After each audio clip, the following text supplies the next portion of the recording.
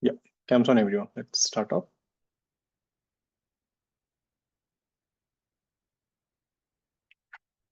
So this is the last thing that we did.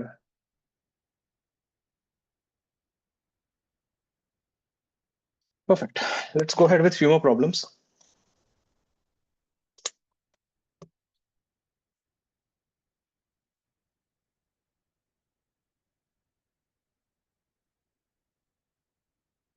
Let's say if you have acceleration is equal to minus kv, k is some constant.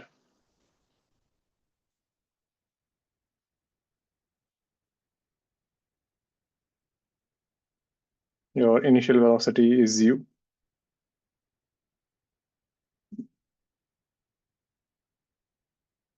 Your initial position is x naught. Find velocity as function of time t and the position as function of time t.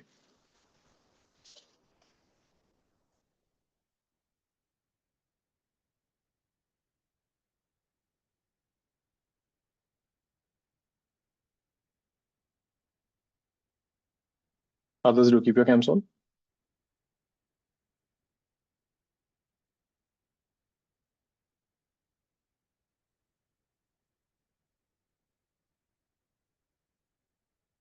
So acceleration is your acceleration. V is your velocity.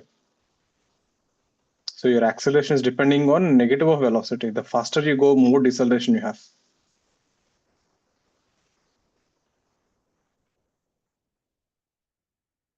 Remember, there are only two equations that we know actually. One is what? V is equal to dx by dt. And acceleration is dv by dt. Or v dv by dx. That's it. This is the only stuff that we know, and then we have to integrate. Try. I'll give 3-4 minutes. Let's see. How will you proceed with this? Try for 2 minutes, then I'll show you the velocity. Then I'll give you 2 more minutes of position.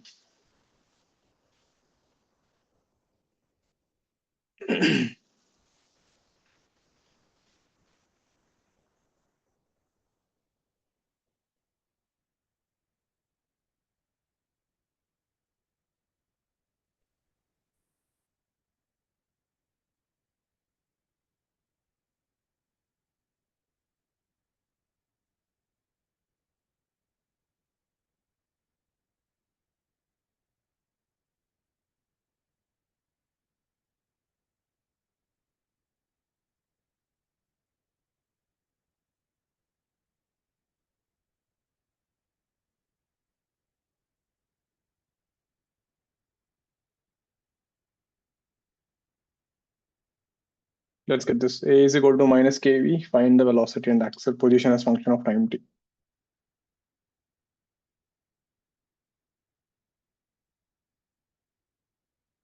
If your cameras are not on, you'll be removed from the classroom.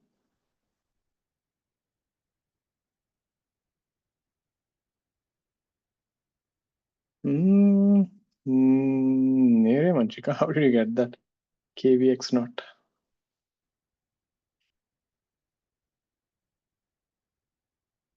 And that is wrong, Manchika.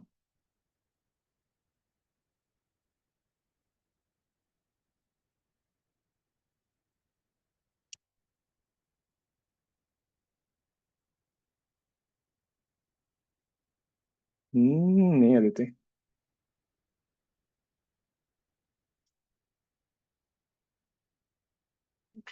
Let me help you with the first one. Say A is equal to minus kv. You want velocity as function of time t. So write A as dv by dt. This is minus kv. Bring that v down. This is minus k dt. Integrate on both sides.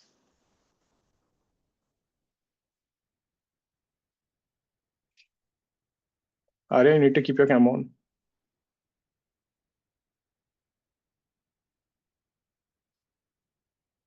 So if you integrate on both sides, this will be integral dv by v. K is a constant that comes out integral dt.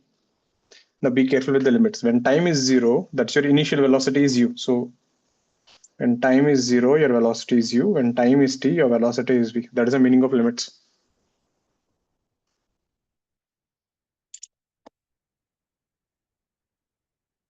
So when you integrate this, what is that? That is ln ka integration. You'll get ln v.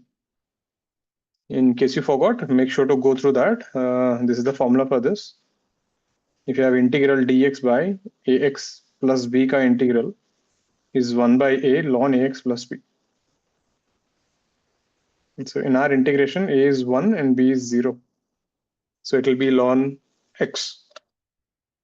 So we get ln v, integration is completed, limits will be u to v, and this is minus kt, limits will be from 0 to t. Substitute the values, ln v, substitute the value, ln u, and subtract them. Ln a minus ln b is ln a by b. You should know a bit about logarithms.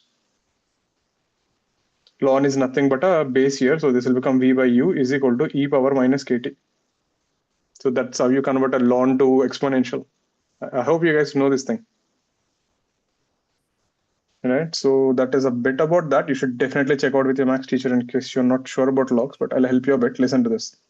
If you have something like this, a power b is equal to c. So what these logarithms tell you is, if you shift a to this side here, this guy becomes b is equal to log c to the base a. That is how we pronounce this.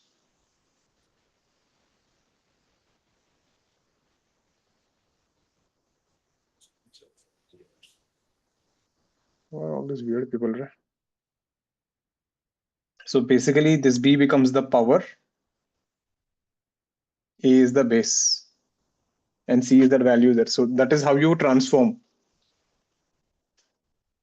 Getting it? So there are a few formulas there, so you should know. If you have log a plus log b, you'll not be able to do this. So do definitely check out some logarithms. Basic things, you just need to know a few things. If you have log a minus log b, which is log a by b, they should have taught you in max by now. In case they didn't teach, I'm not sure. So these are the few formulas you should know. So this is how you convert, so example, see, if I give you something like this, log 2 to the base 4 is equal to 5. That's not 5, it's equal to some c.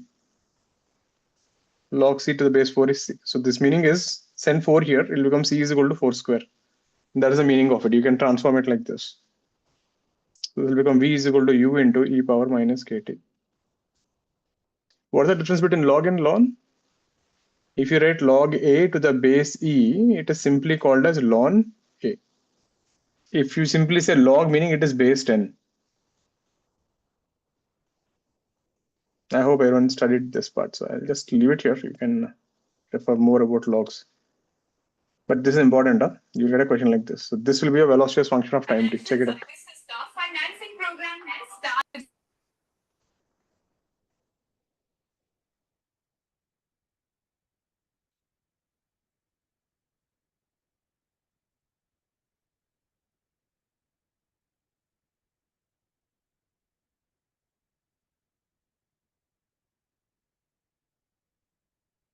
Clear this?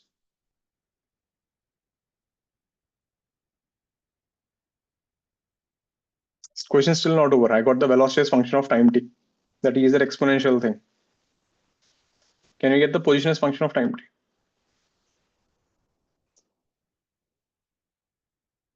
Arya, are you there? Yes, sir. Sriharri, are you? Yeah, can you keep your cam on? Sir, I'm traveling right now. I cannot keep it. Okay, you can just message it, right? Sir, I did. Yeah. Oh, I don't know whom you did. Okay. I think you messaged in the wrong one, I guess. What about the position, everyone? Get this thing. Find the position as function of time t.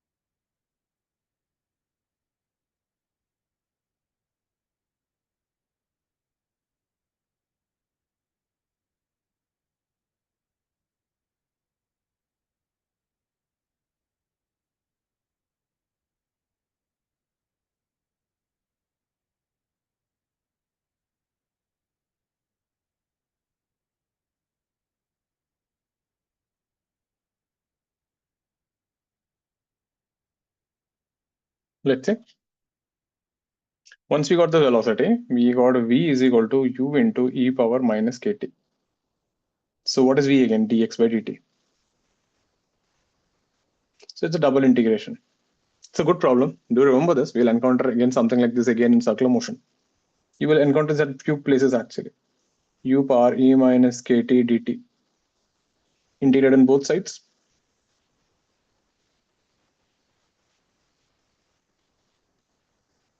This position will be initially x0 to x, and this will be from 0 to time. Again, I hope you remember. Integral a power x dx is nothing but 1 by a e power ax. So this will become x minus x0 is equal to u into minus 1 by k e power minus kt. Limits will go from 0 to t. This will be x minus x0 is equal to minus u by k e power minus kt minus e power 0. Be careful with this. E power 0 is not 0, e power 0 is 1. So we get x is equal to x0 minus u by k e power minus kt minus 1.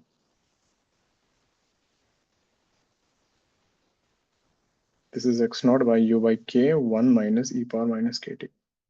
Should definitely check out this problem. It's a pretty good one. So you have both the integrations. You get one ln k integration, one you get an exponential k integration. So there's a conversion from ln to exponential. So for that, you need to have a little idea about the logarithms.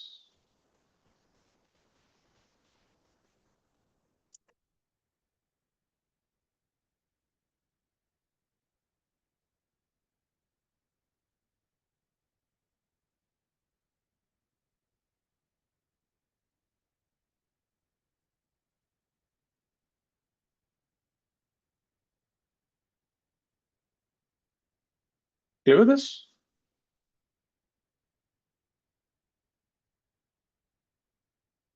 Let's see one more.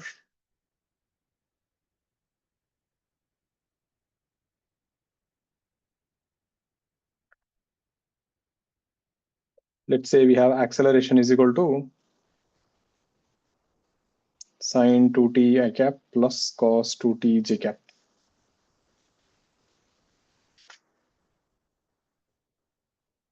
At t is equal to 0, velocity is 0, and x is equal to 0. Find velocity as function of time t. Just let's find velocity.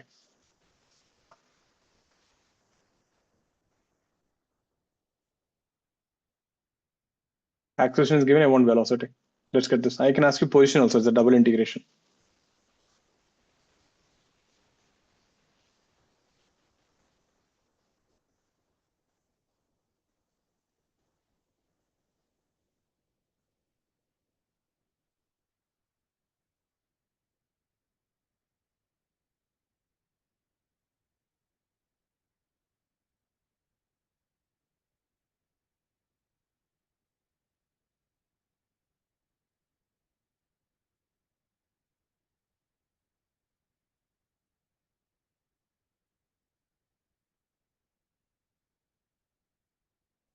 Let's try this.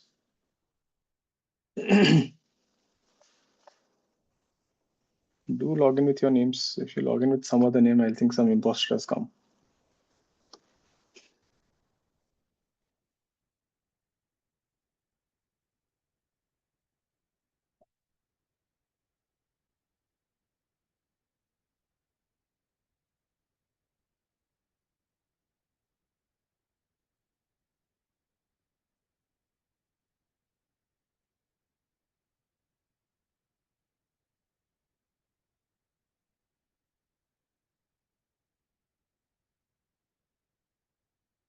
Let's go. Everyone should try. Get some answer. Just get a wrong one, but get something.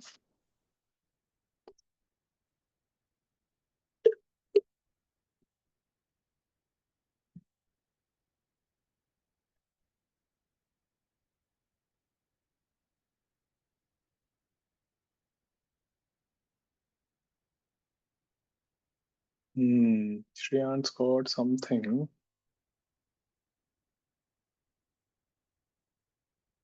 No, Shreyan, that is wrong. You did everything, you goofed up at the limits.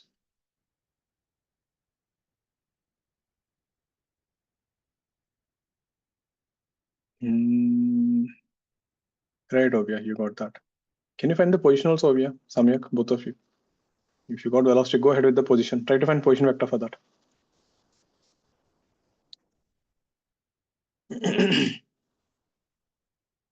No, that's not the answer.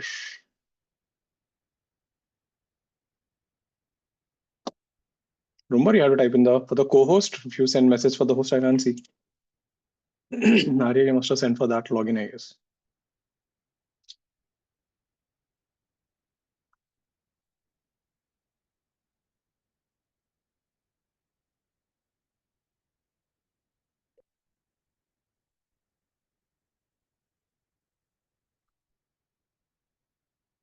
Right, Arya. Let's look at the velocity by everyone. Acceleration is dv by dt.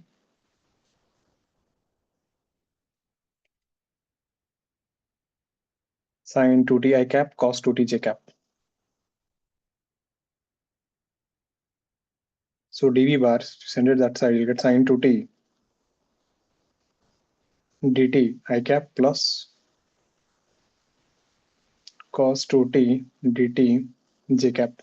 Integrate on both sides. When time is 0, your velocity was 0. When time was t, your velocity was v. So this guy will be v bar is equal to, what is sine 2t integration? Minus 1 by 2 cos 2t. Limits 0 to t. This is a mistake some of you are doing. Cos 0 is not 0. This is half of sine 2t. Limits will be from 0 to t j cap. Now substitute the things. So minus half. This will be cos 2t minus cos 0 plus half sine 2t sine 0. Your final answer velocity v bar will be, that minus will go inside. You'll get half 1 minus cos 2t I cap plus half sine 2t j cap. Clear with that? If you want position, you have to integrate this again. And when you integrate this again, this one will become t, isn't it? Can we Samyak. use vdv by dr for position? But here there is a time, Nare. Why will you use position for that? When to use vdv by dr? When a is given in terms of r. Okay, right. Right? So if a is given in terms of time, just stick to dv by dt. If a is given in terms of r, then use vdv by dr. Okay, That way. If how did it get 1 by 2? That is because you forgot the formula.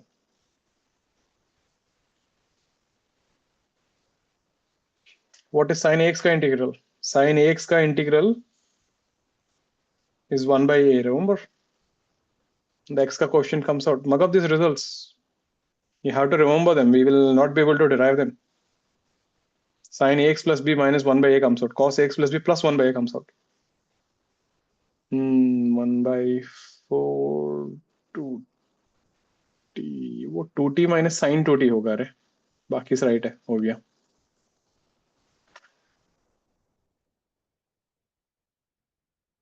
All clear with this? Just be careful with the integration. There's nothing there. Instead of integrating normal, you have to integrate a vector. And cos 0 is 1, not 0. So that is one more mistake people are doing. Any doubts on this? All clear with this, Srihari? Clear? Utsa? Sudiksha? Siddesh? Shreyan? Jashvi? Pratyasha? Aditi? Clear with this? Aditi? Clear?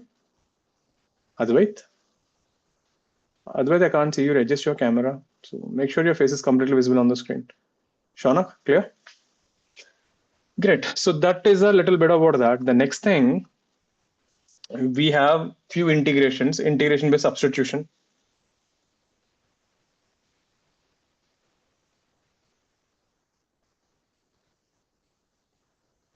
So these things, try to remember them. But anyway, when they come, I'll show you. But exam and no one will show you this thing, and they'll expect you to know. So these are few techniques, to solve certain types of integration. So we'll be doing the most commonly ones that occur in physics. Normally, there are like 3-4 models which keep repeating. The first one is this thing. So if you have root over x square plus a square into x dx.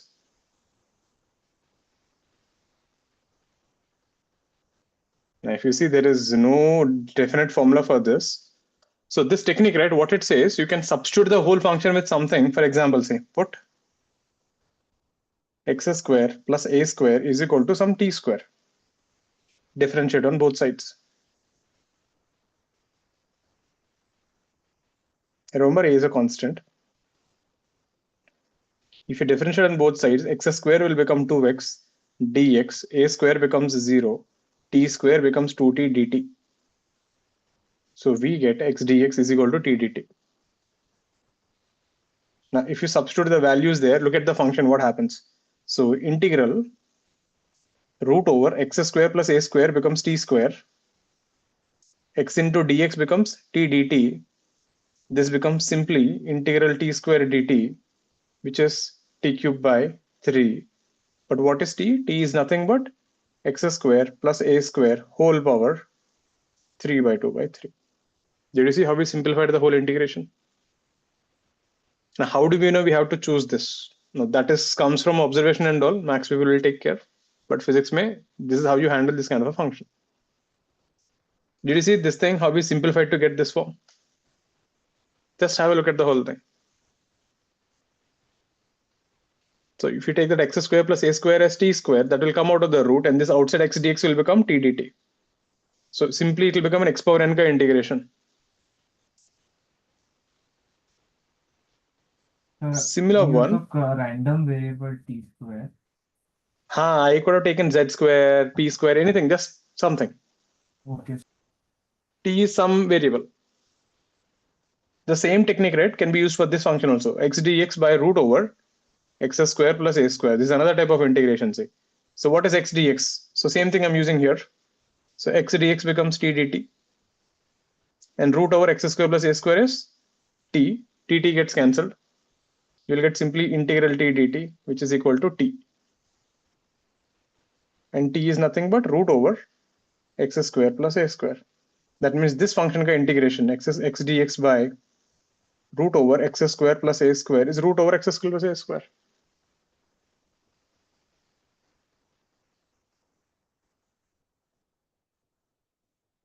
So the general hint is this. If you have an x square here and if you have an x into dx here, the idea comes like this. If you differentiate this guy, I will get an x dx. So this whole thing will go off. This is one form that you will encounter. Have a look at this. So whenever you see something like this, x square plus a square is t square is a better form. Sir, yeah. In the first one, what did you differentiate in respect to? I differentiated this whole thing. So like we do dv by dt, right? So what was the Chalo, Karna, do dx by dt and then shift dt that side. Okay, so we did you need not even dt. Kar sakte hai. Actually, there is no need to say that also. So 2x dx, you can leave it like this. You're not differentiating with anyone, just putting differential changes. You can also say dx by dt and this will become 2t, na? So then we'll send dt that side. Okay. You can say like that also, works. All clear with this? This is one model there. The second type, integral dx by root over a square minus x square. So when you see this form here, put x is equal to a sine theta. Why? The denominator has to be always positive. Now if you differentiate on both sides, we'll get dx, a sine ka differential is cos theta d theta. Now if you substitute the values here, I'll get dx is a cos theta d theta. Inside the square root, it becomes a square minus a square sine square theta, which is integral a cos theta d theta. That one a comes out and 1 minus sine square theta is cos theta. A cos theta will cancel. You're stuck with simply integral d theta, which is theta. And here theta is nothing but sine theta is x by a. So we get theta is sine inverse x by a.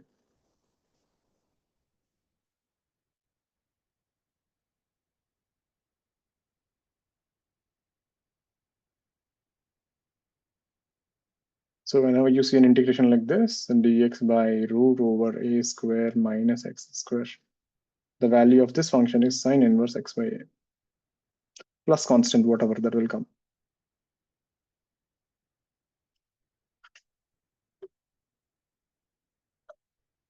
So when they actually teach you this stuff in maths, this will be like the normal one.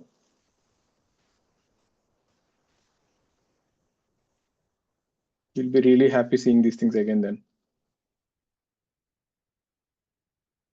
Max, when you will find functions like root over ax square plus bx by a cx plus d. Yeah, those are deadly ones you'll find. This is another form. Again, like I said, I'm showing you the most frequently occurring ones. Clear with this? So if you see a square minus x square, x is equal to a sine theta is pretty good. You could have used x is equal to a cos theta also, would have worked. You'll just get a minus sign, but okay.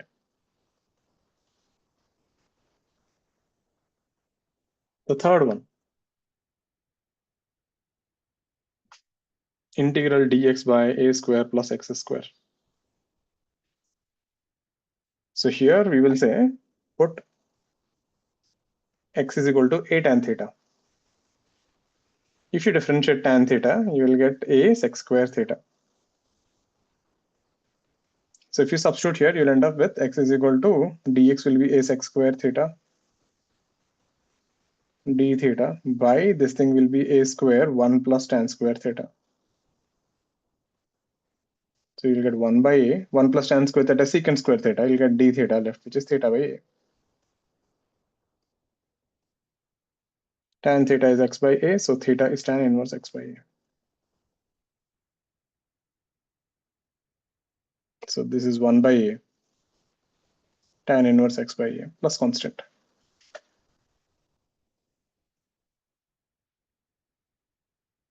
So simply, right, if you see a square plus x square, put x is a tan theta. If you see a square minus x square, put x is equal to a sine theta. Kind of works out.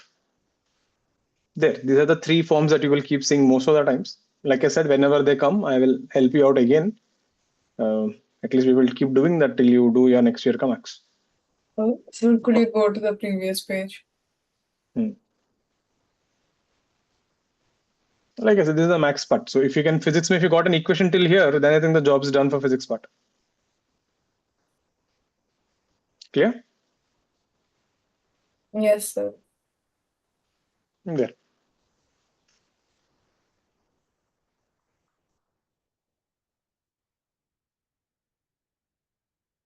All clear with this? There. With that, we are done with the integration.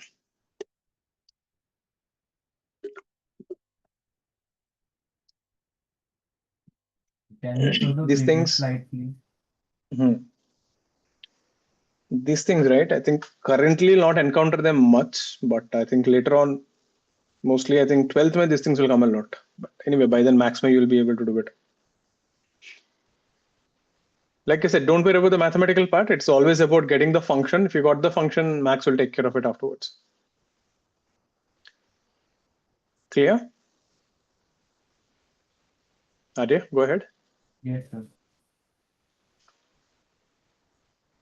The next thing, kinematics. What do you want the term on?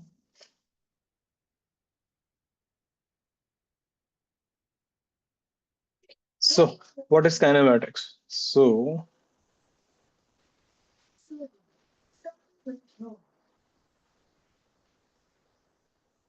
in kinematics, right, it is a study of motion.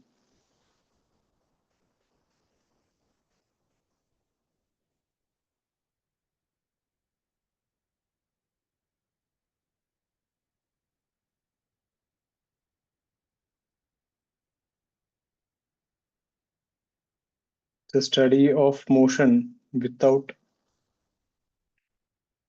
inquiring about the causes of the motion.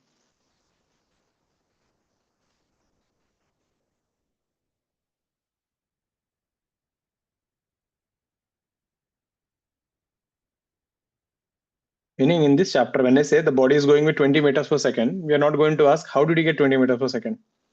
It has 20 meters per second, and then we will study.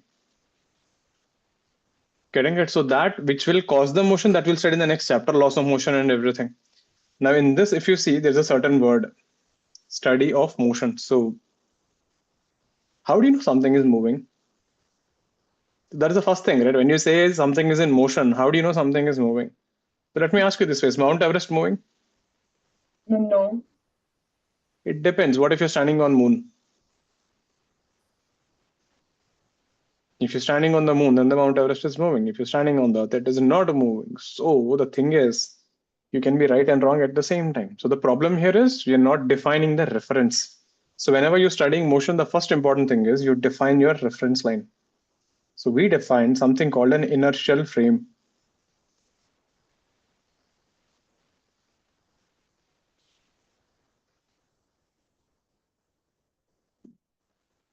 What is an inertial frame? It's a reference frame about which observations are done.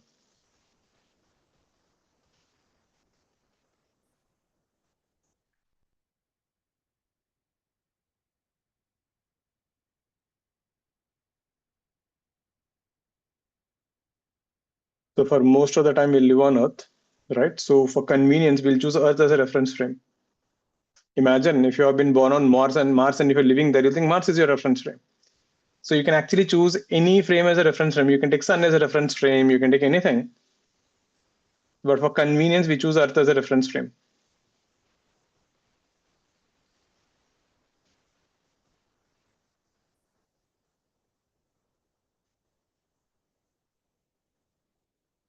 You need to fix a reference. Without a reference, then the whole concept of motion, not moving, moving, whole thing will go, will go confused. So we can choose any frame as reference. But once you choose, fix to that. So there's nothing like we have to take Earth only every time as a reference frame, but yeah. So that's called an inertial frame. So whenever you hear the word inertial frame, simply think of a reference frame. The next thing is a non-inertial frame. We will talk about this in laws of motion, but for now we will just define this. What is a non-inertial frame? It's any frame which is accelerating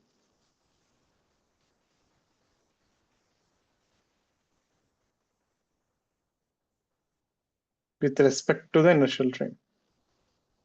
If a person standing in an inertial frame thinks something is accelerating, that other frame is a non-inertial frame. So what happens in this frame is basically Newton's laws of motion will fail.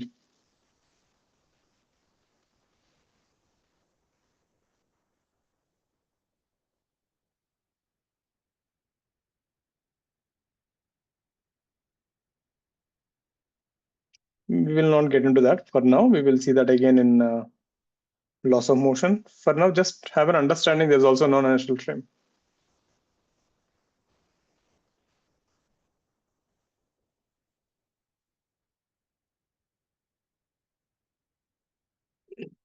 Meaning, just to give an example, think of like this. Let's say you and I are going in a bus, you're sitting in a seat, I'm standing there. According to you, am I moving or not moving? No. I'm not moving, right? I'm at rest. But when the bus suddenly stops, what will happen? I'll go front. When the bus suddenly brakes, you will see me going front, right? Now you tell me, in your frame, if I want to move forward, someone has to push me. So according to you, who pushed me forward? I just moved suddenly front, right? Without anyone pushing me. You're getting it?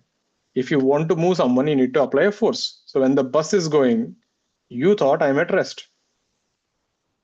When the bus suddenly stopped, I moved forward. So according to you, in your frame, you will not see a single force acting on me, but I just started moving out of nowhere. But we know reality में what is happening. In real life, what is happening? The bus is going with me. I'm also going with you. The bus stopped. I went forward with me. So we will see things like this. If you apply force F is equal to ma, it feels inside of the bus. So we have something called an inertial and non-inertial frame. For now, let's not worry about that. We'll stick to inertial frame. That's a bit of a definitions. Next thing. So how do you decide something is moving? If the coordinates change with time, we say the body is in motion. That's a simple way to define it. So choose your x and y axis, define the coordinate system. If coordinates are changing with respect to time, the body is said to be moving.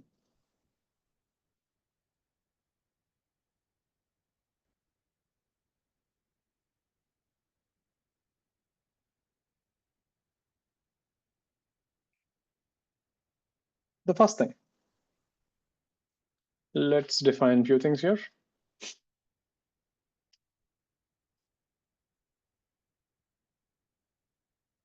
Distance and displacement. What is distance? So listen carefully.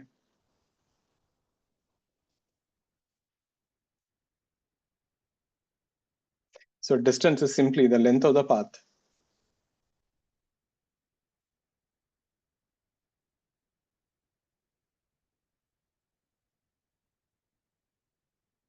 traveled by the body between the initial and the final position.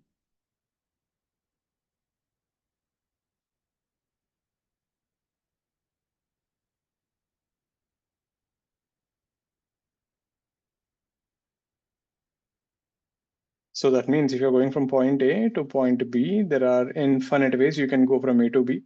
So depending on which path I'm taking, I can have different distances.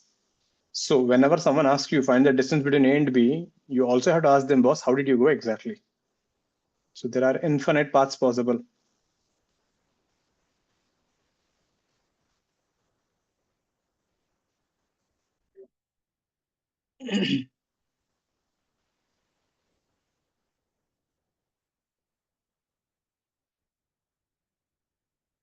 So how do you find distance? The simplest formula you learned in school is what? Speed into time. But what if speed is changing? So there are two formulas we have for distance. Case one, distance is speed into time. Fair enough. But what if your speed is changing? Then you integrate. So distance is integral mod v bar into dt. V bar is your velocity vector. Mod v bar is your speed. So use this formula when velocity is given in terms of time.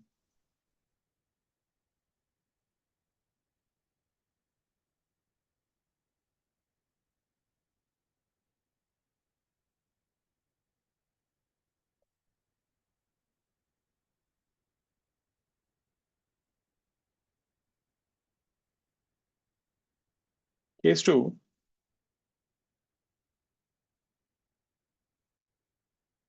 let's say if you have some random path like this, if you take a small slice here, this is the ds. So if you extend this, so this will be dx and this will be dy. So I'm just exaggerating this. So ds is your, the curve ka small piece. This is dy and this is dx.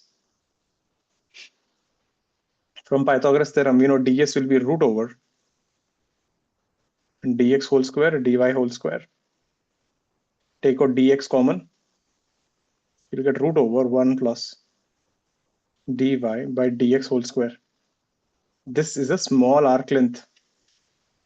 So ds is a small length on the curve. So the ds is so small, you can treat it as a curve. You can also treat it as a straight line. That's the whole point of integration. You can take it to be so small, you can treat it like a line. So the distance formula will be, or the length of the curve,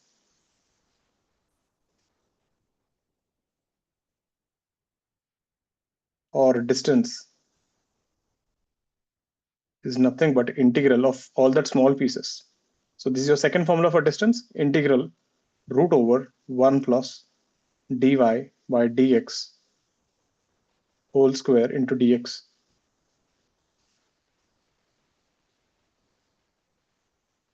So just let me put in the next page.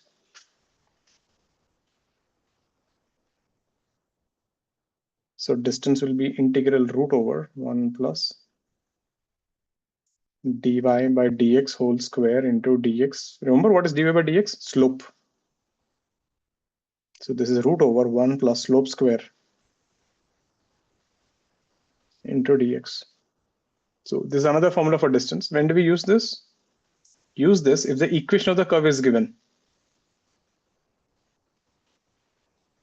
Let's say someone gives you equation y is equal to x cube power 3 by 2, and they ask you to find the distance traveled. So then we use this.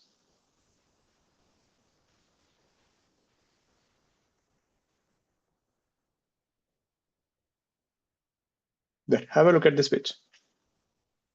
Those are the two formulas for distance. Speed into time, but if speed is changing, it is integral v dt. And if you give me the curve ka equation, then it is integral dx square plus dy square. Take out dx common, you end up with this. I'll show you some problems on this also, but you want, you can put it on. Sir, Yeah. sir, but the mod of velocity will not be always equal to the speed, right? Why not? Sir, like, what if the body is coming back? So its displacement will decrease. This is instantaneous velocity, God. Okay. If you are going 10 meter per second I cap, at that instant, what is the speed? 10. All clear with this page, everyone? That's what I'm saying. You learn vectors in calculus, everything will come now. Whatever you keep learning, everything will keep popping up in physics. That would be the difference between the three subjects. That's what makes physics a little difficult.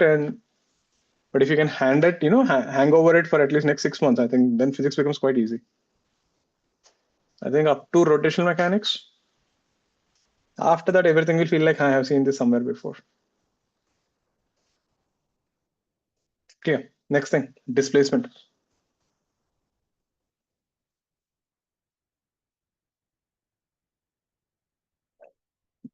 Displacement, straight definition, it's a vector joining initial and the final point.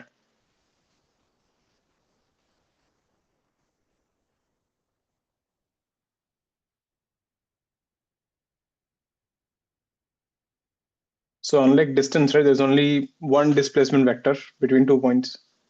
So if you're going from A to B, AX, AY, AZ, BX, BY, BZ. This is OA bar. This is OB bar. This is AB bar. We can use triangle law of vectors. AB bar is OB bar, final vector minus initial vector. We have done this. In vectors, we have done this kind of things, how to find AB bar and everything. So AB bar is simply the final minus initial, so BX minus AX I cap. BY minus AYJ cap. BZ minus AZK cap. So the integral form of displacement is this. What is displacement? Velocity into time. What if velocity is changing? Integral V bar dt. Be careful, if I just put that mod, suddenly it becomes speed. If I don't put the mod, it becomes displacement.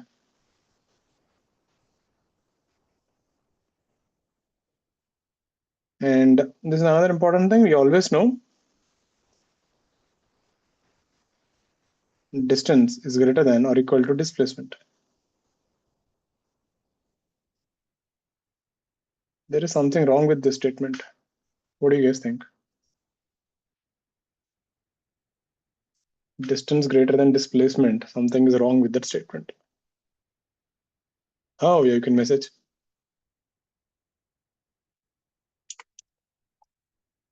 Right, Ishman. So You can type in the chat box. We want everyone to try. What do you guys think? What is wrong with that statement? Right, Obia. You just have to put a mod. Because distance is a scalar, displacement is a vector. You can't compare directly. So what you're comparing is distance is greater than equal to magnitude of displacement. Easy? That's it. That's a straightforward definition, distance and displacement. So let's see a few questions and then we'll go ahead.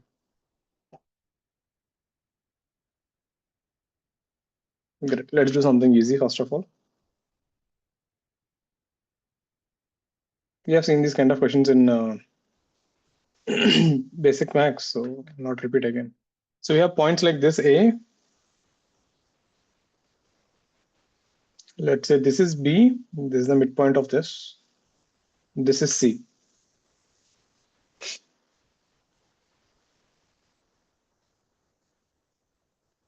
This is C. This divides in the ratio of A by 4 and 3A by 4.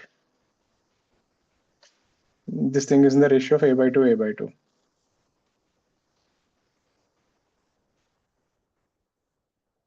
So we have an ant here which goes from A to B, and from there it goes from B to C. Find the distance and displacement. This is a regular hexagon of side A.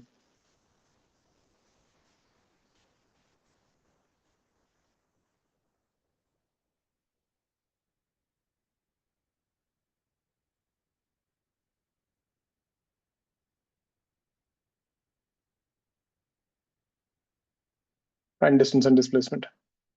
B is the midpoint. C is at a distance of A by 4 from the left and 3A by 4 on the right.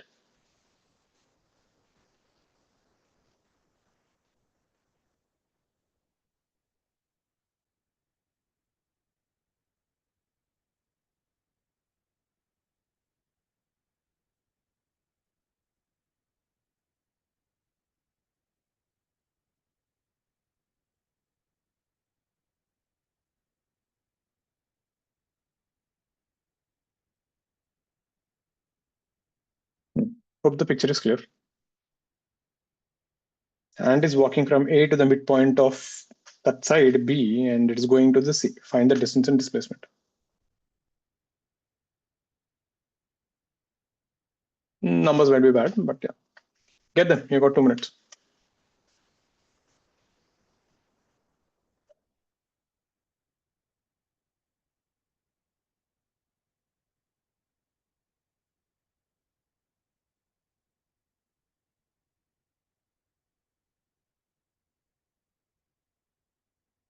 Okay, 65 by 4. Let's see. Even I don't know the answers. We have to see.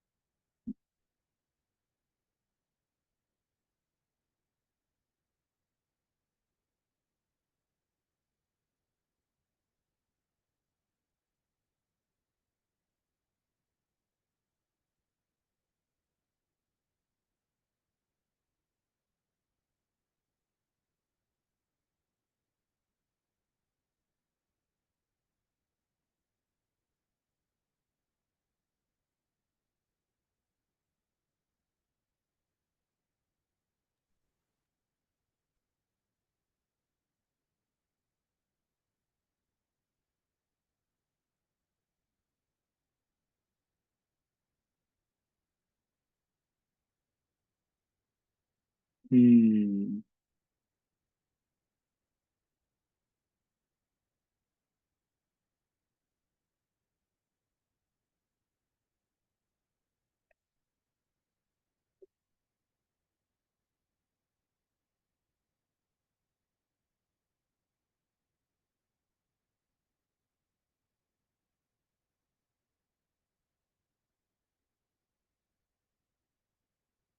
Start with something. Let's find AB first.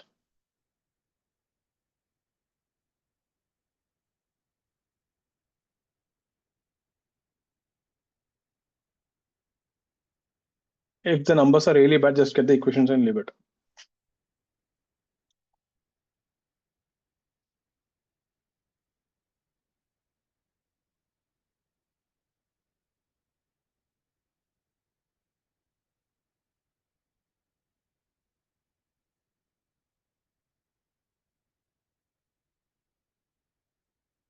Displacement is easy.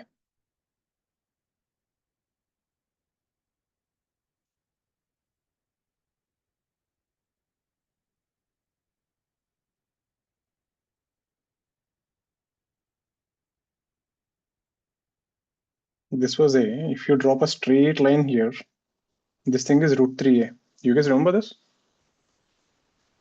That is root 3, where we did this? Basic max. This question. Told you hexagon is important. There I gave you the distances also. A, root 3A, 2A, and A, root 3 and A. You need to keep referring your notes. So to revise the stuff once. That is A root 3A, this is point C, and this guy was A by 4. So you just want displacement as A to C directly. It's a Pythagoras theorem. AC will be root over 3A square plus A square by 16. How much is that? 48, 49. You got a good number actually. 49A square by 16. 7A by 4. Right, are you? That's your displacement, everyone.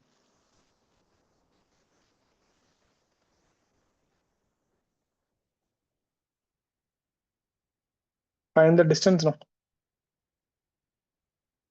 So you want to find A to B and B to C. Try. I'll give you another minute or two. How will you figure out that? Distance is 15A by 4. What such a beautiful answer.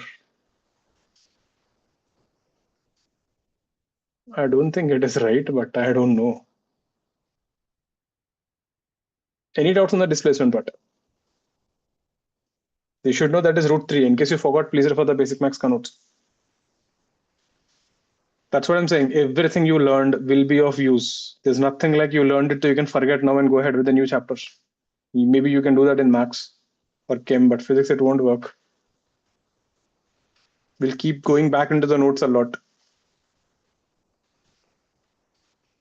How to find ABC?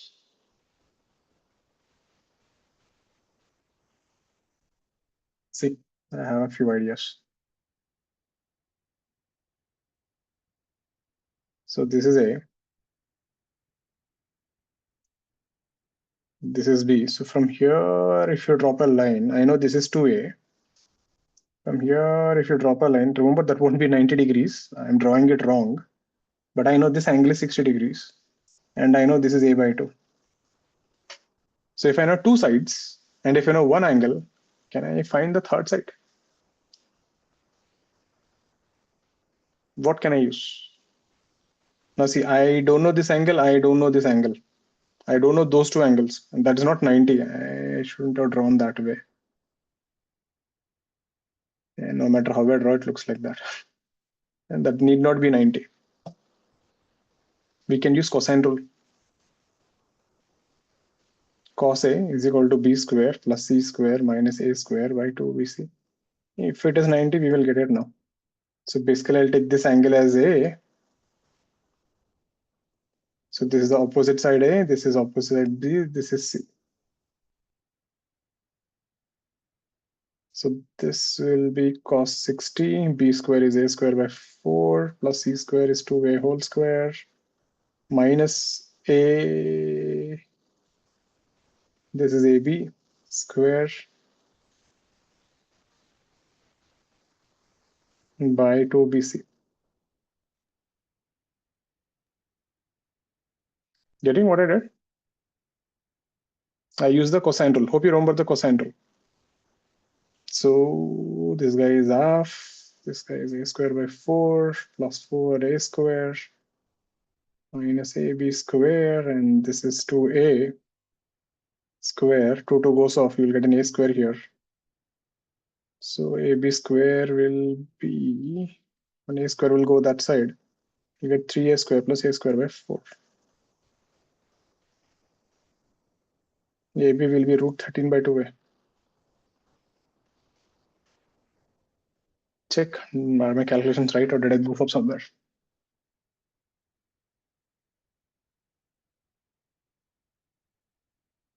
So in this case, this B here is, I'll just call this point D. This is BD square, C is AD square, and A is AB square. There, we used a cosine rule there. BD is A by 2 ka square, AD is 2A ka whole square. This 2 and this 2 will cancel. A square will go that side, will come this side, will become 3A square. 3 plus 1 by 4, 4, 3, 12, 13 by 2. Am I right? This is still not the answer. This is only AB.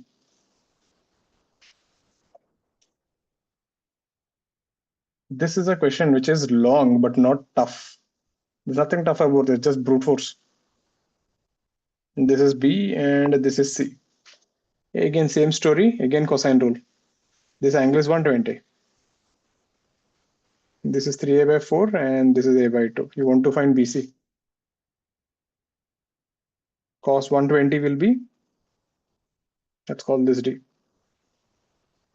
BD square, CD square minus BC square by 2 times BD into CD. Cos 120 is minus half.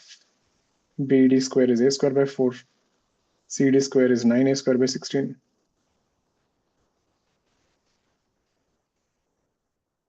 BD will be A by 2 and CD will be 3A by 4. Simplify this. So how much is this? Minus 2 will cancel, 4 will come, minus 3A square by 8. 4, 4, 13A square by 16. Numbers don't look that great, but yeah, we can do this still. How much is this? Shifted that side, 13 minus 6, 7A square by 16. BC will be root 7 by 4A. There, so you got your distance. So the total distance traveled will be AB plus BC, where AB is root 13 by 2 plus root 7 by 4A. That's your distance, everyone. You use the cosine rule 2 times. Basic much, nothing much there except for the cosine rule. Any doubts on the steps? The displacement is an easy one, actually.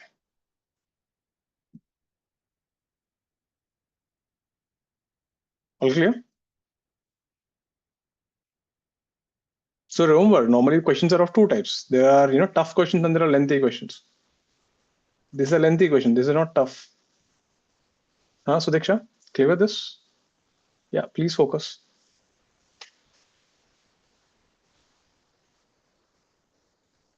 Let's see one more. Take a break. Come back in 5 minutes. We'll continue from here. Come back by 9:35. Any doubts so far?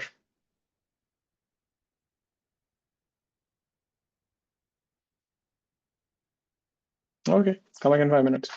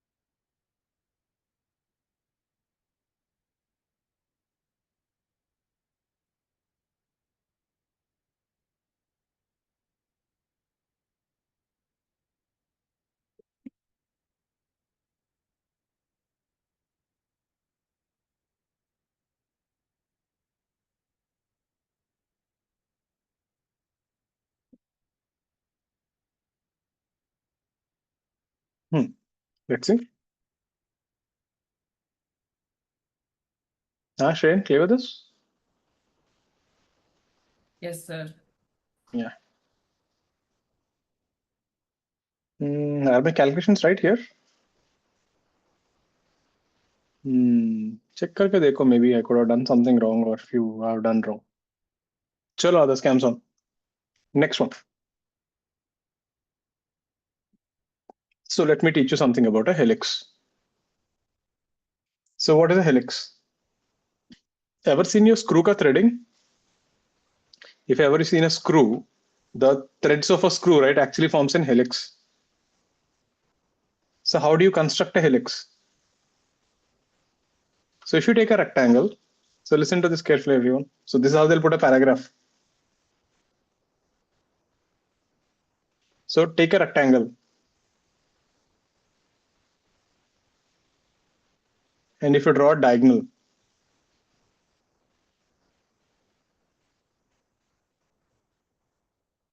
right? So let's say this height h, and let this be 2 pi r. Now, if you take this rectangle and if you fold it into a cylinder,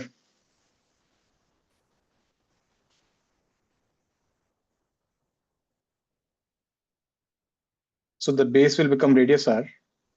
The height of the cylinder becomes h. This diagonal will become a helix. This is a one-turn helix. So this is how you construct a helix. You take a rectangle, draw a diagonal, and when you fold it into a cylinder, that it becomes a curve. So that shape of the curve is called a helix.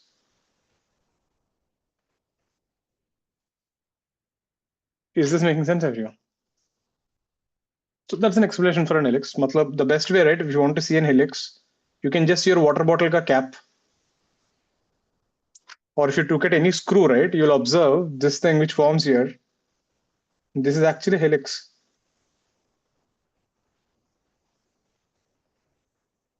A spring is a helix.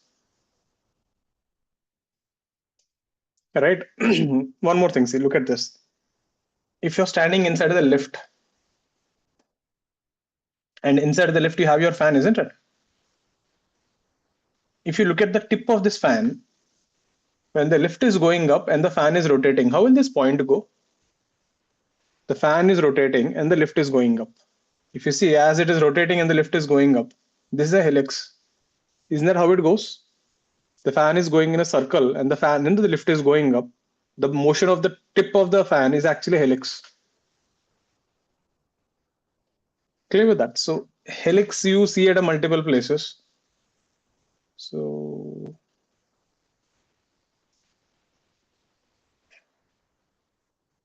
yeah, this is how it would look. If you ever been to a mall, right, and if you see the parking lot, do you remember how cars go up the building? They go in a helix.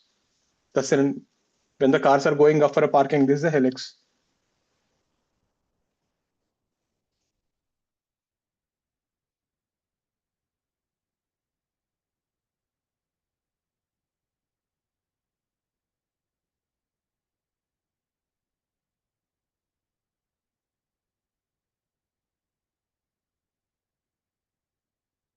You got the idea there. Basic.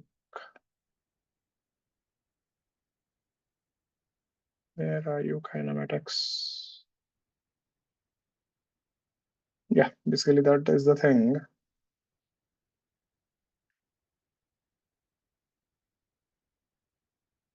Great. So that is a bit about helix. Now let's see the question. Any doubts on the helix part? So now you have a cylindrical parking lot. So this is a 3.5 tons helix. This is 3.5 tons helix. This is point A and this is point B. You're getting it? So this thing which I showed you the example, it is a 1-turn helix. So this is 1 turn, 2nd turn, 3rd turn, and a 1.5 turn. So this is a 3.5 tons ka helix. So here you kept a small ring here.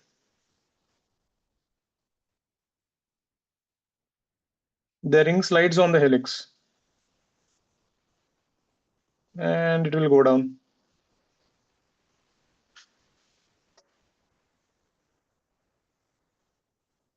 The height of this whole thing is h. The radius is r.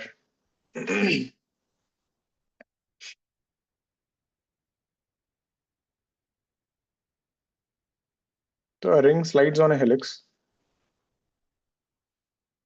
from A to B. Find the distance and displacement.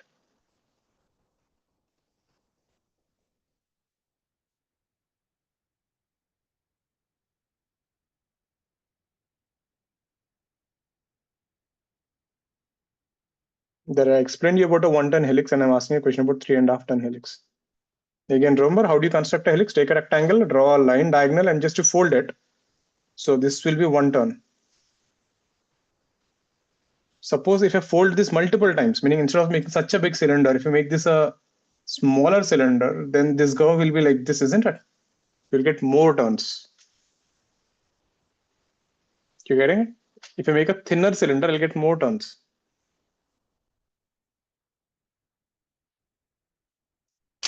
How do you handle this? There, I taught you something new and I'm asking you a paragraph on this. So advanced paragraphs will be like that only. They'll give you something completely new and they'll expect you to learn that and figure out in 8 minutes.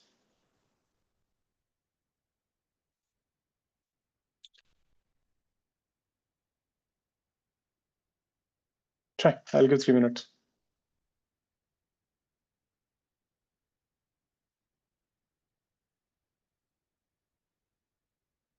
How do we approach this? Distance and displacement. Displacement is easy.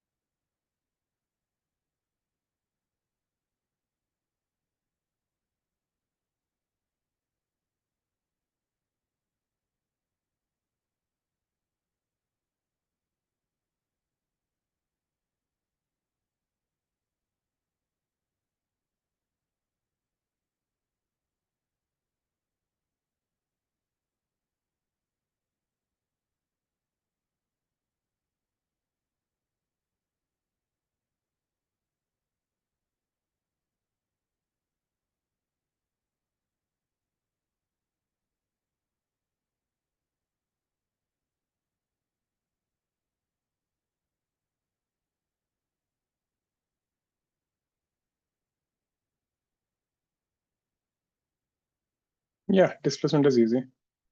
Get me the distance. Distance, I think Arya, you got it. Shreyans. 3.5 square, h square by 9.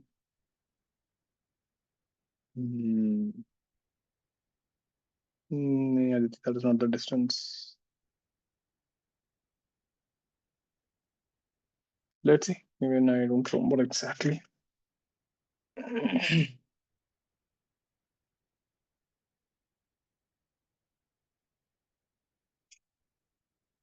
So the displacement is easy.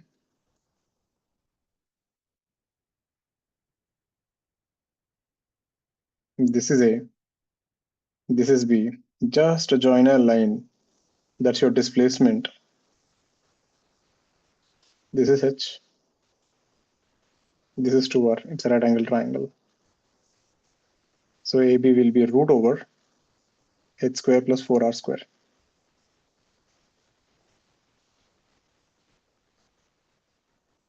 This is your displacement.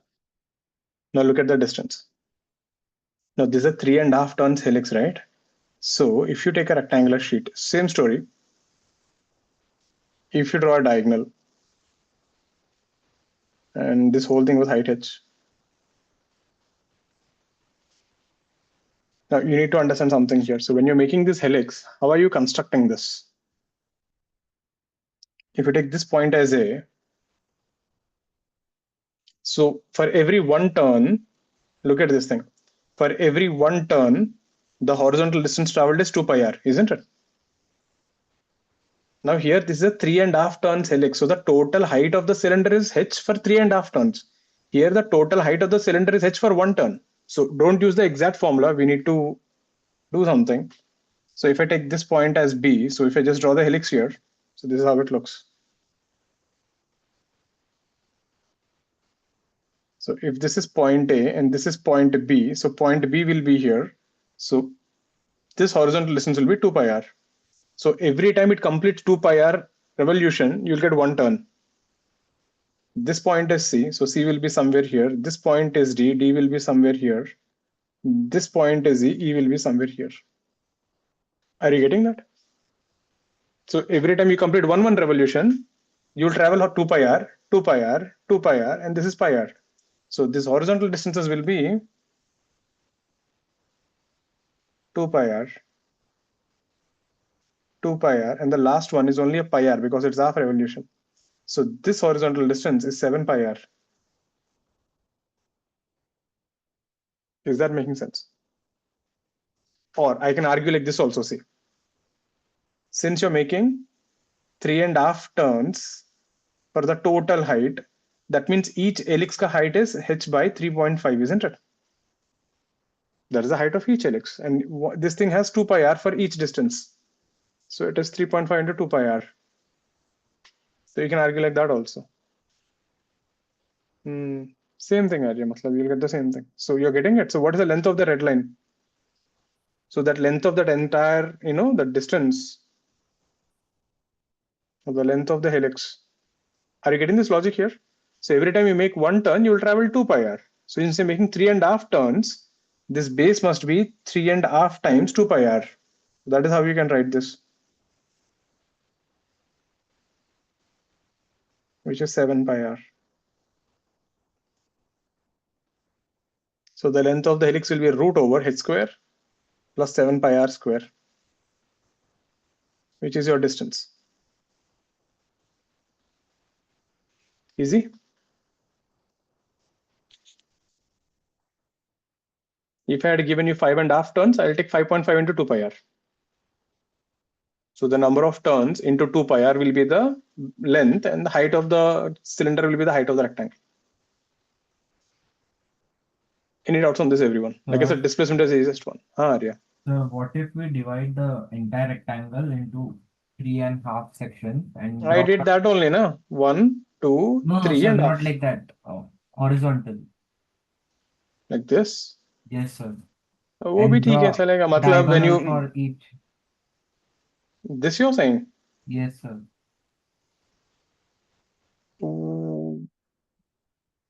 And then just join the whole thing.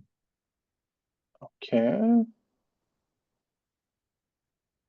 हो सकते हैं. That is working, giving the answer. Sir, I'm getting some different answer.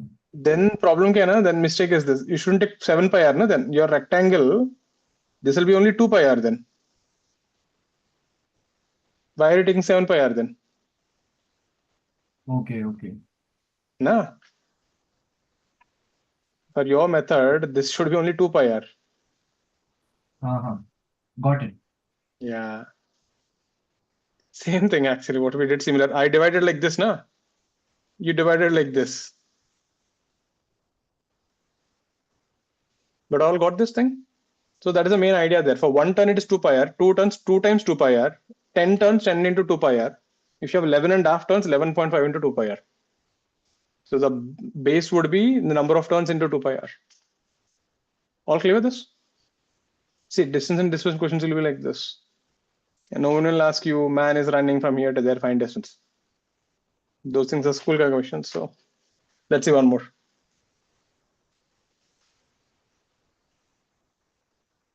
Sir, I got the same answer. Actually, I had taken 2r instead of 2 pi r. So a particle is moving along the curve.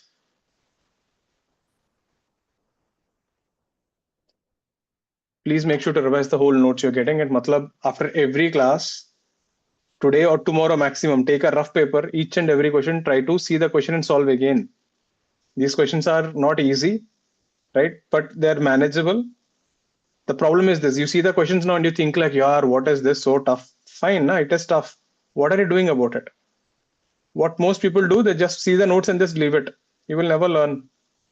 So tomorrow, take a rough paper, sit with the questions and try to resolve them again. That's how we revise the notes. You need to do that for every class.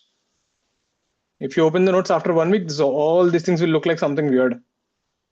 Let's see, a particle is moving along the curve y is equal to root over 4 minus x square from the point root 3 comma 1 to 2 comma 0. Find the distance traveled.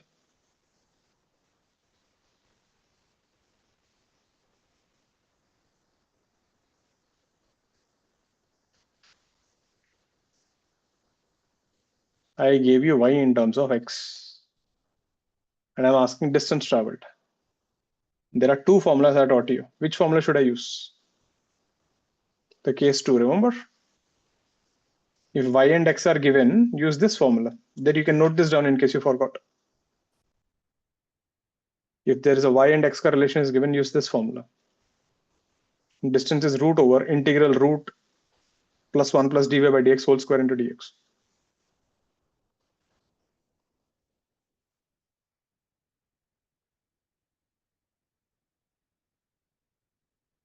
Copied?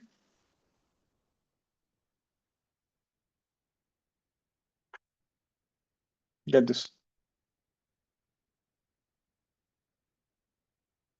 You will need to use this formula. So dx by root over a square minus x square. Integral will be sine inverse x by a. This also just I taught you today. You will need this also. Now try.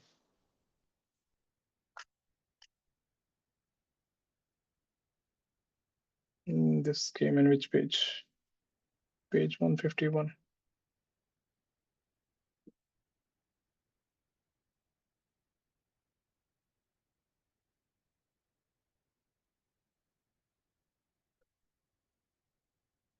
So whenever things like this, I'll show you, at least for a few chapters, so you get used to it. It's okay to get stuck on the max part. Physics part, figure it out.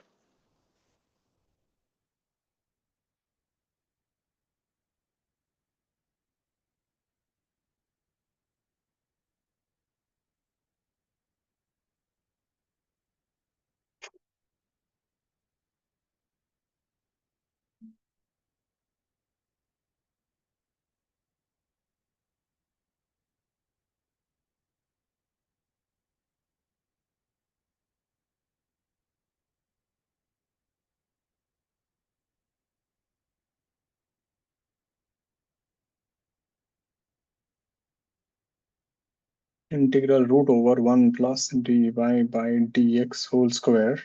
So first I have to differentiate and then integrate. 60? Nere. You got it, but then you're messing up. Y is root over 4 minus x square. So first I have to differentiate this dy by dx. Chain rule. This is 4 minus x square whole power half. This is function something to the power of half. So first to differentiate. This will be half into the function 4 minus x square whole power half minus 1, and then differentiate whatever is inside. This will be 1 to root over 4 minus x square, and that will be minus 2x. So that's minus x by root over 4 minus x square. Substitute here. Root over 1 plus that square will be x square by 4 minus x square dx. That will be 4 will come out, so that will be 2 by root over 4 minus x square dx. Wouldn't that be minus between Where? 1 minus x square by 4 minus x? 1 minus x square. You got a negative right after. But यहाँ पे square हो गया ना, dy by dx का whole square था वो, तो minus गया. So we got 2 outside. Dx by 4 minus x square का root. Perfect. You're going from where to where? You're going from root 3 to 2. So see, you need only x ka limits.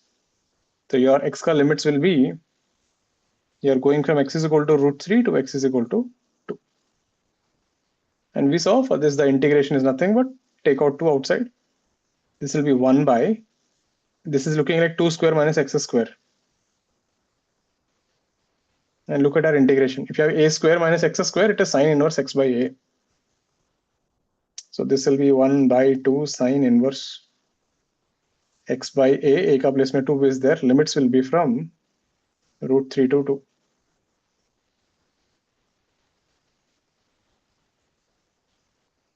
2 will cancel. Substitute the value. We have sine inverse 2 by 2, that is sine inverse 1, minus sine inverse root 3 by 2. Sine inverse 1 is pi by 2, sine theta. Sin inverse root 3 by 2 is pi by 3. This is pi by 6. Sir, I gave the answer in terms of radian. And that is wrong now. Sorry, the degree.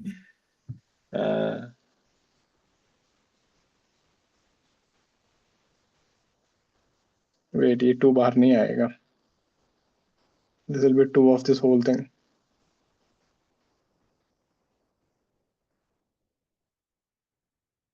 Pi by 3 meters. Angle should be always in radians. Check it out. So one differentiation and then one integration.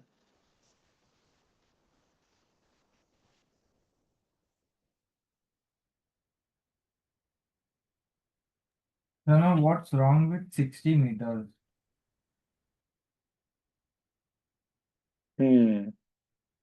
So according to if you have a circle and this is 30 degrees and radius is 1 meter, what is the arc length? 30 meters. No, sir. That is wrong. Are you clear with the steps, everyone? The moment I wrote this, physics got over actually there. After that, whatever you did was max only. You differentiated it. This was max. Then you integrated it. This was max.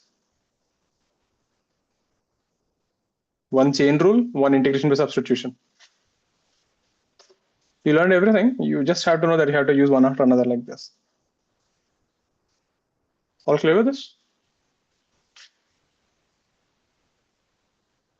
It might be little tough. That's because you don't remember the formulas.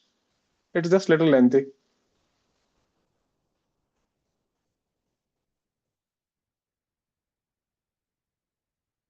Let's see the next one. Next one.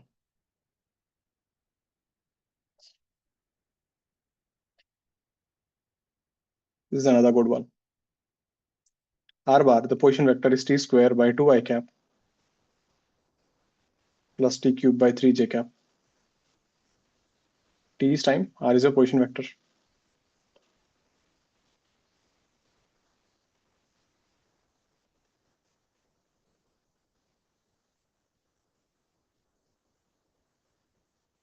Find the distance traveled in 2 seconds. One thing I remember, the moment you hear the word distance, have some fear. That's one simple thing I can tell you. You hear the word distance, there should be some fear. There's a high chance something will go wrong. Let's get this.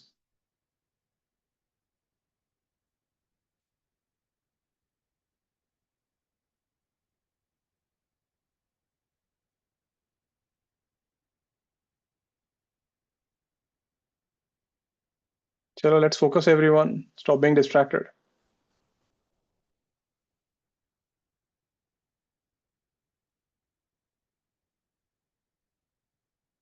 Yeah, Srihari, focus on the class.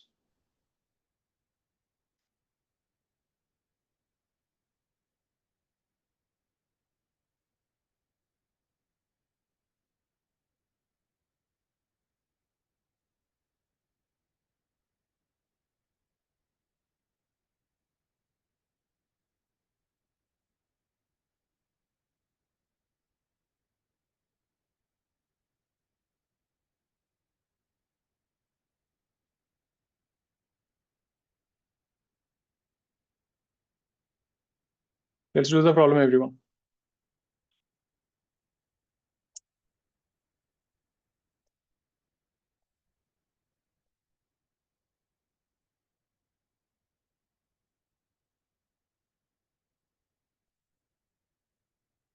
How do we approach this?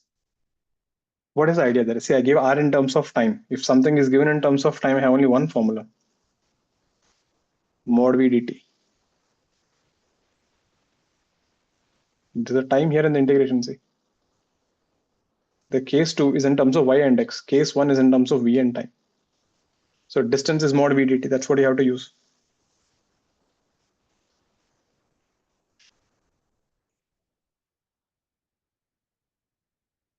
By any chance, anyone got an answer 10 by 3? Solving right now. Solve. Samyak, that is wrong.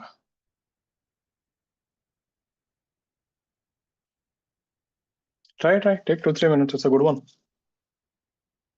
This would be an advanced question. Even when you're in 12, this will be still an advanced question.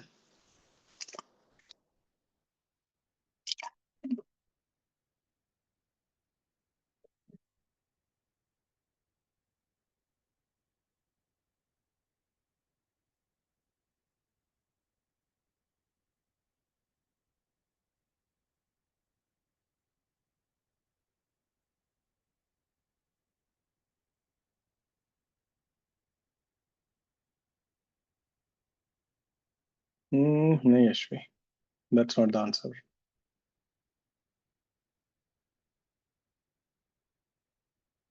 I'm getting a very weird integration.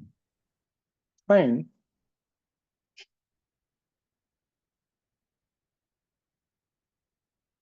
It is something which I taught you today. Nee, Shreyansh. How did you even get that answer? Nee, Ishwan. That is wrong. So can you show the A part, please, of integration which you took today? I forgot to note it down. You will need this.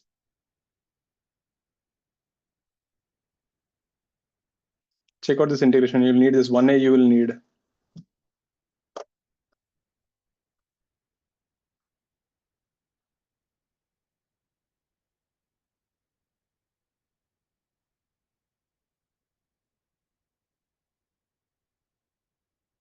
One A integration will come now.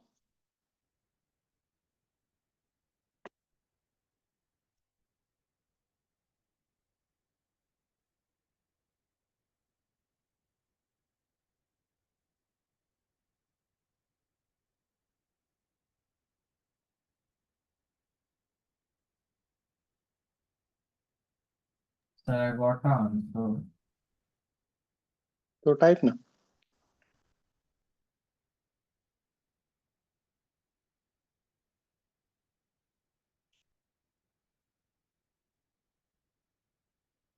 No, before. Nee, Arya, that is wrong.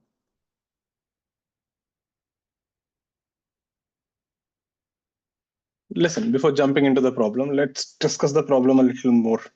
So we know R bar is T square by 2I cap plus T cube by 3J cap. Okay. So if you actually see, this is nothing but your X coordinate and this is nothing but your Y coordinate, isn't it? Xi cap plus YJ cap. So listen, everyone. So X is equal to T square by 2. So even though I just asked you distance, there are multiple things they could have asked in this. So X is T square by 2 and Y is T cube by 3. So T is nothing but 2x to the power of half. If you substitute here, you will get Y is equal to 2x to the power of 3 by 2 by 3. Right? So this thing is nothing but 2 root 2 by 3 x power 3 by 2. This is also called as the equation of trajectory.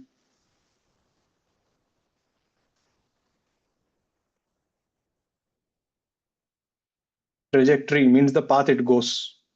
Equation. So I can simply also say the equation of the path. So this particle is actually going in 2 dimensions in a curve like this. Now, if I try to draw this curve, you're close, Ray Samyak.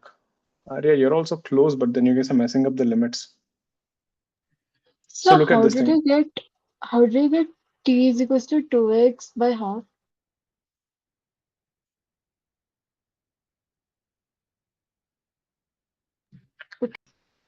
So if I draw the curve here, look at this curve. When y is 0, x is 0, this curve actually kind of looks like this. This is the path of the particle. It's not going in a proper line or something.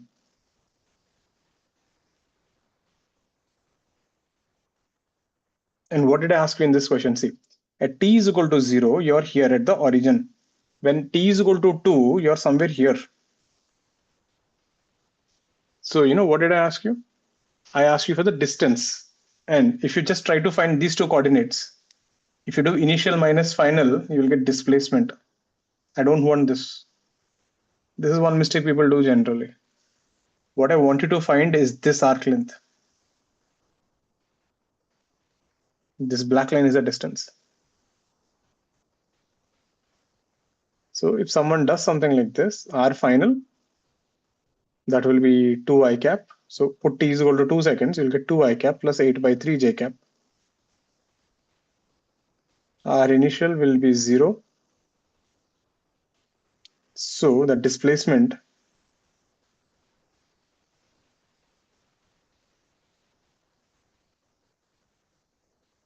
is R final minus R initial, which is 2 I cap plus 8 by 3 j cap.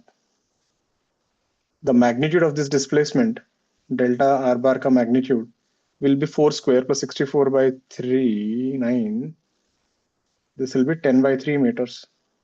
This is displacement. We don't want this. I didn't ask you this. Are you getting it? Unfortunately, this also will be in the option. Right, Arya. Is this clear? Just a discussion. We still didn't do the equation. But generally, people do this and they think they found the distance. You didn't find the distance. You found that straight line ka distance. I want you to find the black line ka curve ka length. So far, clear? So if you just put initial time, final time, and subtract them, you'll not get distance, you'll get displacement. Great. Now, how do we solve this then? Fine. So R bar t square by 2 I cap, t cube by 3 j cap. Differentiate this. So velocity is dr by dt, which is t I cap plus t square j cap. You want speed. What is speed? Magnitude of the vector, which is root over t square plus t power 4. Take out t common, so that will be t into 1 plus t square. What is the distance formula? Distance is root over speed into time. So I don't want v bar dt, I want mod v bar dt. Limits 0 to 2 because you want for 2 seconds. So you get integral root over 1 plus t square into t dt. There, this looks like 1a ka integration. Now use integration with substitution. Put, now see how to put the limits. Put 1 plus t square is equal to z square. Z is some variable. Differentiate on both sides.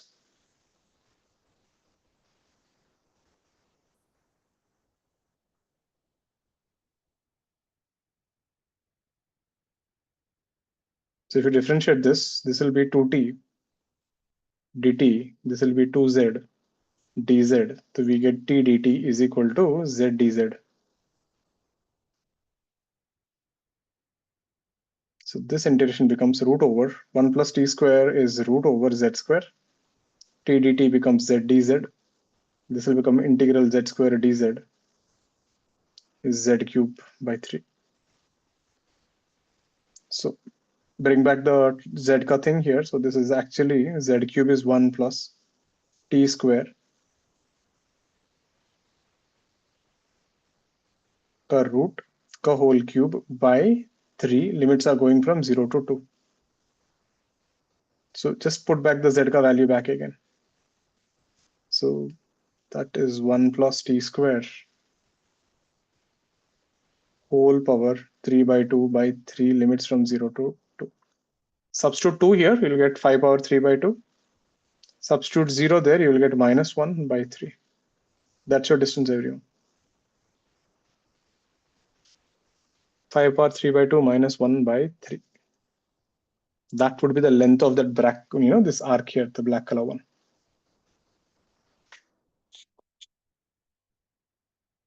You literally used everything we learned. You used vectors, you used differentiation, you used integration, you used kinematics. You used integration with substitution.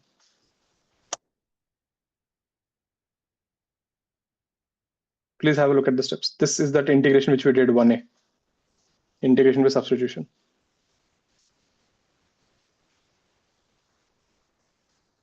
So put that 1 plus t square as z square, get everything in terms of z, and may just substitute z back again.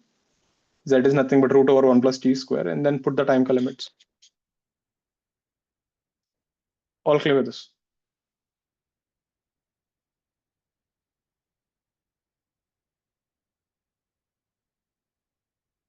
Clear?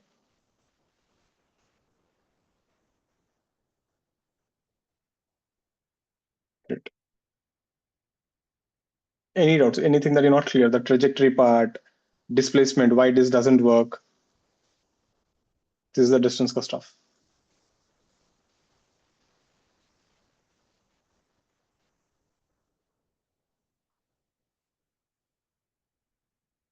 Next one.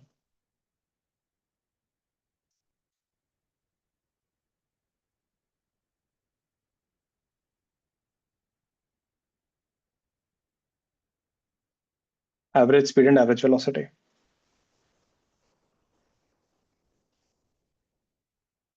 What is the average speed? So this is a symbol for average.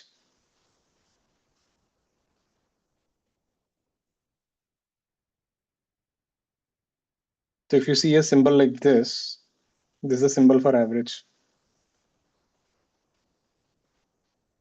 So any quantity that you keep between them becomes an average. So if you keep something like this, the meaning of this is average of P. If you keep some Z bar, then it's the average of Z bar. So whatever you keep there, it becomes average of that. So mod V bar is speed. So that two arrows there is the average speed. Is total distance by time.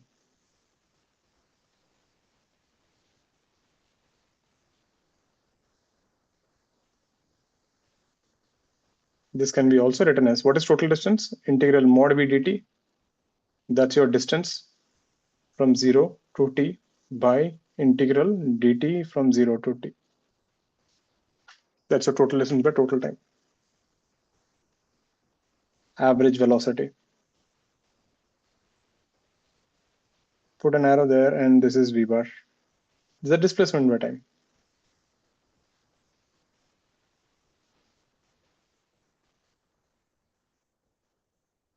Sir, Hmm. why do we choose to write t as in the integral form? You can just say t also. मतलब सब अच्छा लग रहा है ना, integral. Easy to scare you. Okay. That's numerator you're writing an integral, denominator you don't write. Then who knows, time might feel bad. So we are very, decent people, so we don't want to show any partiality. So integral v dt from 0 to t by integral dt 0 to t.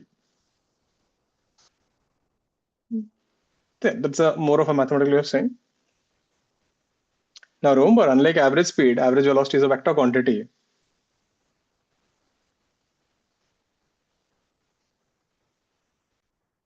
So the direction of the average velocity is along the displacement.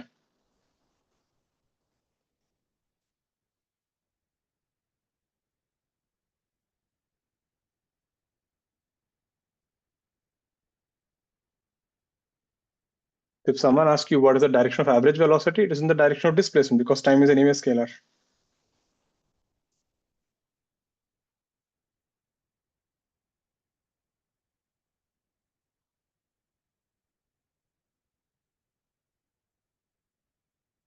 Clear with this? Just a definition there. You studied this in school. The only thing, total displacement, I'm writing in integral form. Because in school, generally the speeds always used to be constant. And now speeds won't be constant. So this is a more appropriate way of writing it. Now, something happens here. If you make the time very, very small, now see. So V average is nothing but the displacement vector delta R by delta T. If you make the time very, very small, delta T tends to 0, then this average velocity suddenly becomes instantaneous. Meaning if you take a very small time, you can say the velocity at every instant. This will become limit delta R tends to 0, delta R by delta T. Anyone remembers what this becomes? Integration. If you go back, integration Yeah, it becomes dr by dt. Do you guys remember the differential what we did? Yeah. As you make the slope smaller and smaller and smaller, limit delta x tends to 0, delta y by dx becomes dy by dx. So for very small quantities, delta y by delta x becomes dy by dx. So same way, for every small quantities, this guy becomes dr by dt. This is the proof for velocity ka formula. So the instantaneous velocity is given by dr by dt. We have been using it, but this is how we prove it. So be careful. If someone says find velocity, they're talking about instantaneous velocity. If they want you to find average velocity, they'll mention it to you, find average velocity. So if they don't mention anything, they simply say the velocity of a particle is so and so, they're talking about instantaneous velocity. So nothing is mentioned, it is instantaneous. I hope everyone is getting the meaning of instantaneous and average. Think of like this. Yeah, sorry, delta t tends to 0. Right over here. Think of like this. Let's say you take your vehicle and let's say you're going from Ghatkopar to Kolaba, which is let's say 20 kilometers in 1 hour. What is your average speed? You travel 20 kilometers in 1 hour, isn't it? That's your average speed. But does it mean really you travel with 20 kilometers per hour throughout the motion? When the road was empty, you went faster. When there was a signal, you stopped. When there was a traffic, you went slow. That every instant your speed was different. You get in the difference? So instantaneous velocity is the velocity at every point. Average is simply total displacement by time.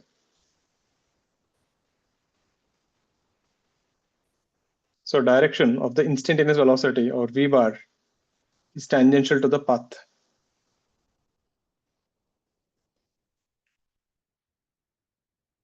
So that's a little discussion about average velocity and instantaneous velocity. So if you look at the directions here, listen to this thing. This is important. I'll ask a question on this later on.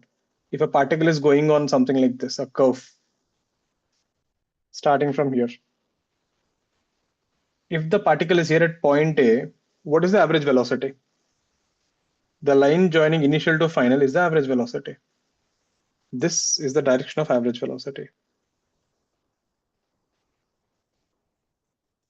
If the particle is at B, then this is the average velocity direction. If the particle is at C, then if this particle is at C, then this is the average velocity direction. Are you getting it? If someone asks you to find the direction of average velocity, just join the initial and final point and you're done. So the red lines are the directions of average velocity.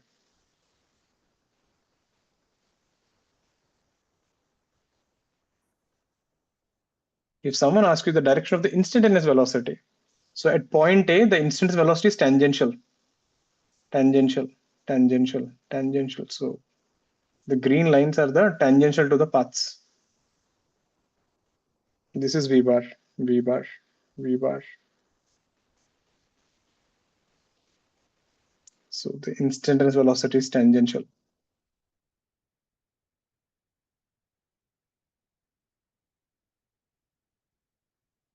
Let me take a simpler example.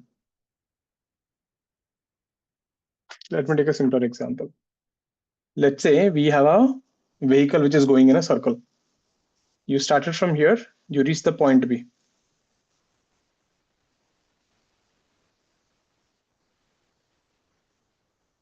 Can you tell me the direction of average velocity and instantaneous velocity? If the vehicle goes from A to B, what is the direction of average velocity? Understand the definition of average velocity, displacement by time. So what is the displacement from A to B? Horizontal. So just draw a line like this. This is the average velocity direction. I really don't care how you have traveled. This is the average velocity direction. If I ask you instantaneous velocity direction, you're here, you're here, you're always along the path.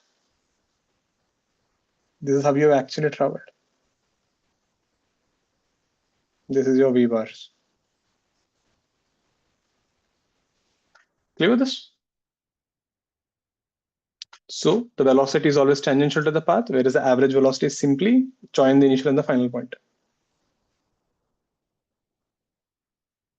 Keep this in mind. We will see a question later on this.